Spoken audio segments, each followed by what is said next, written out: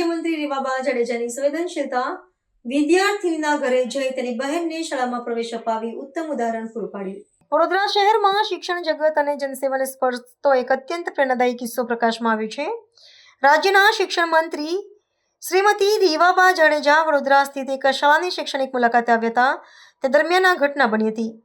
મંત્રી જ્યારે શાળામાં વિદ્યાર્થીઓ સાથે સંવાદ સાધી રહ્યા હતા ત્યારે એક વિદ્યાર્થીનીએ હિંમતપૂર્વક રજૂઆત કરી હતી કે તેની બહેન ભણવા માટે ઉત્સુક છે, પરંતુ અનિવાર્ય સંજોગોવશાત તે શાળાએ આવી શકતી નથી. એક નાનકડી બાળકીની શિક્ષણ પ્રત્યેની ધગશ અને તેની બહેન માટેની ચિંતા જોઈને મંત્રીએ ત્વરિત અને સંવેદનશીલ નિર્ણય લીધો હતો. આ રજૂઆતને ગંભીરતાથી લઈ શિક્ષણ રાજ્યમંત્રી માત્ર સૂચના આપીને અટક્યા ન હતા, પરંતુ તેઓ રજૂઆત કરનાર વિદ્યાર્થીનીને સાથે લઈને તેના નિવાસસ્થાને પહોંચ્યા હતા. મંત્રીએ બાળકીના ઘરે જઈને તેના વાલીઓ સાથે આત્મીયતાપૂર્વક વાતચીત કરી હતી અને શિક્ષણનું મહત્વ સમજાવ્યું હતું. મંત્રીના પ્રયાસો અને સમજાવટને અંતે બાળકીના વાલીઓ સંમત થયા હતા અને સ્થળ પર જ બાળકીને શાળામાં વિધિવત પ્રવેશ અપાવવાની કાર્યવાહી પૂર્ણ કરવામાં આવી હતી.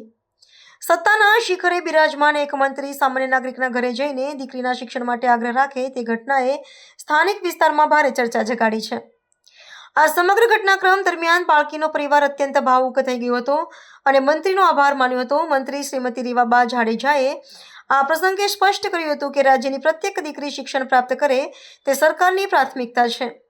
વાલીઓ અને તંત્રના અધિકારીઓની હાજરીમાં બનેલી આ ઘટનાએ સમાજમાં એક હકારાત્મક ઉદાહરણ પૂરું પાડ્યું છે.